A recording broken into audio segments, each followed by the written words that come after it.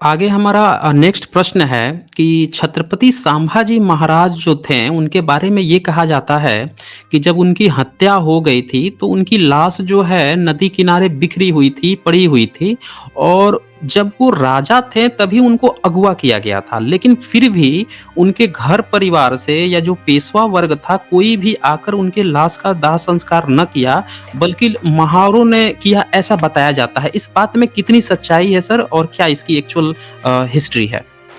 दरअसल ऐसा है कि छत्रपति शिवाजी महाराज को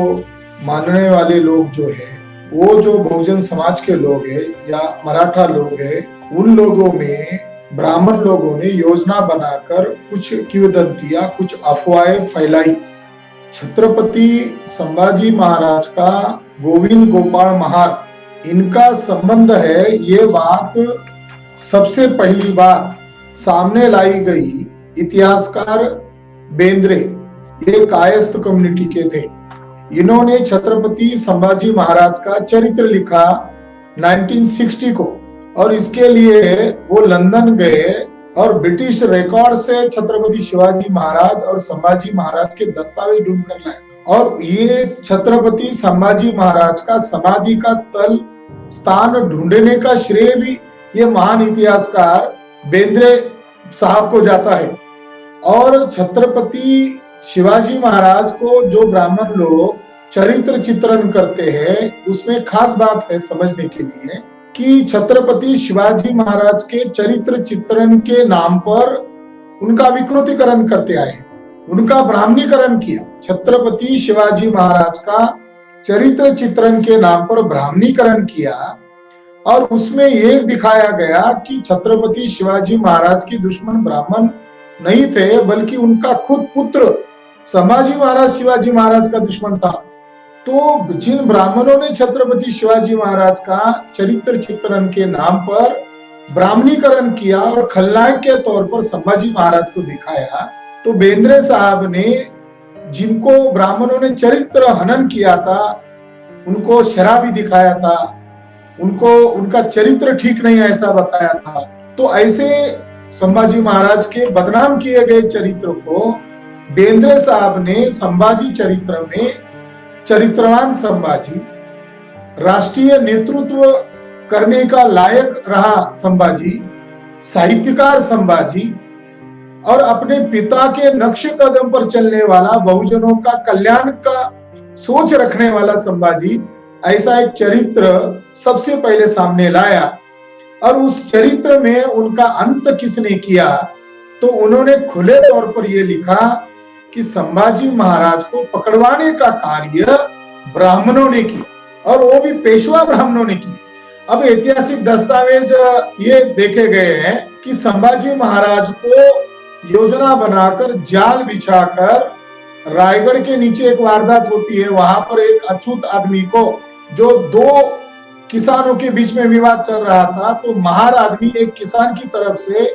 बीच में आया, अपने मालिक के ऊपर हमला हो रहा है देखकर,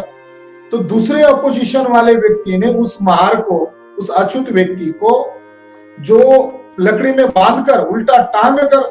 जलाकर मार डाला। इसकी खबर संभाजी महाराज तक पहुंचाई गई और संभाजी महाराज गुस्से में आ गए कि मेरे राज में एक अछूत आदमी को, जिसका कोई गुनाह नहीं है, तो उसकी जांच पड़ताल के लिए वो अपने किले से कुछ चंद साथियों के साथ नीचे आ गए और संगमेश्वर जो रायगढ़ के पास है, वहां पर उनको जाल बिछाकर पकड़ाया गया और पकड़वाने में जो ब्राह्मण थे वो पेशवा ब्राह्मण थे, पकड़ाया गया रायगढ़ के पास और रायगढ़ से पुणे दूर है, वहां पकड़वाया तो वहां उनकी हत्या नहीं हुई, बल्कि उनकी हत्या वहां हुई जहां भीमा कोरेगांव का विजय स्तंभ है, वहां से 2 किलोमीटर के अंतर पर वडू बुद्रुक है, वहां पर उनको लाया गया। यानी 8 लाख की फौज थी और उनके इर्द गिर्द संभाजी महाराज घिरे हुए थे और संभाजी महाराज की हत्या मनुस्मृति के कानून के तहत की गई, बहुत ही क्रूरता से मारा गया। और इसके लिए पेशवा ब्राह्मणों ने समझौता किया औरंगजेब के साथ, यानी मुगलों के साथ, और उन्हें पकड़वा कर देने का काम जिन ब्राह्मणों ने किया, उसमें प्रमुख ब्राह्मण था रामचंद्र पंडित अमात्य, ये वो जो अष्टप्रधान मंडल है उसमें प्रमुख प्रमुख ब्राह्मण है। तो सवाल ये है कि संभाजी महाराज की जो अंत्य विधि हुई उसके साथ महारों का संबंध है या नहीं है, इसके बारे में आरएसएस के ब्राह्मणों ने, खासकर कि मनोहर भिड़े और मिलिंद एकबोटे ने अफवाहें फैलाई। ये कहा गया कि क्या मराठा मर गए थे क्या, कि एक अछूत आदमी ने छुआ और उनके डेडवारी को इकट्ठा किया। ऐसी अफवाहें आरएसएस के लोगों ने फैलाई फसाद करवाने के लिए, और उन अज्ञानी मराठाओं ने वेरीफाई नहीं किया इतिहास में क्या है। तो इतिहास का तथ्य यह है कि संभाजी महाराज को पकड़वाया गया और पकड़वाने के बाद उनकी बहुत घृणा और बहुत ही क्रूरता से हत्या की गई, और उनके बचाव में जो उनका सैन्य आना चाहिए था उसको रोके रखा मंत्रिमंडल में घुसे हुए पेशवा ब्राह्मणों ने, और लगभग 21 दिन तक वो कैद में रहे। इतने दिन विद्रोह क्यों नहीं हुआ? और संभाजी महाराज को क्रूरता से मारने के बाद फिर जो वहां के जो अछूत थे उस आदमी ने उनके शव को इकट्ठा किया और वहां रखा और उसकी खबर रायगढ़ पर पहुंचाई। वो लोग वहां आए, बाद में उस अंत्य विधि को संभाजी महाराज के पुरखे जो थे राजाराम महाराज और जो लोग थे उन्होंने उसको अंत्य विधि किया, और इसके बदले में उन्होंने उसको दान पत्र दिया गोविंद गोपाल महार को, और ये दान पत्र पेशवा रिकॉर्ड में भी दर्ज है। और ये दान पत्र का रिकॉर्ड छत्रपति शिवाजी महाराज का जो छत्रपति सातारा के छत्रपति थे उनके रिकॉर्ड में भी दर्ज है।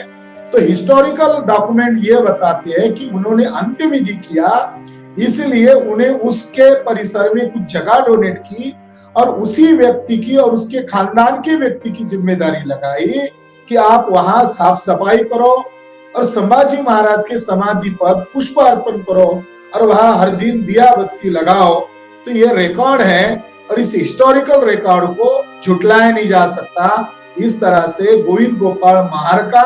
छत्रपति संभाजी महाराज के साथ अकाट्य संबंध है। जी, बहुत शुक्रिया सर, बहुत ही खूबसूरत और तथ्यों के साथ जवाब देने के लिए।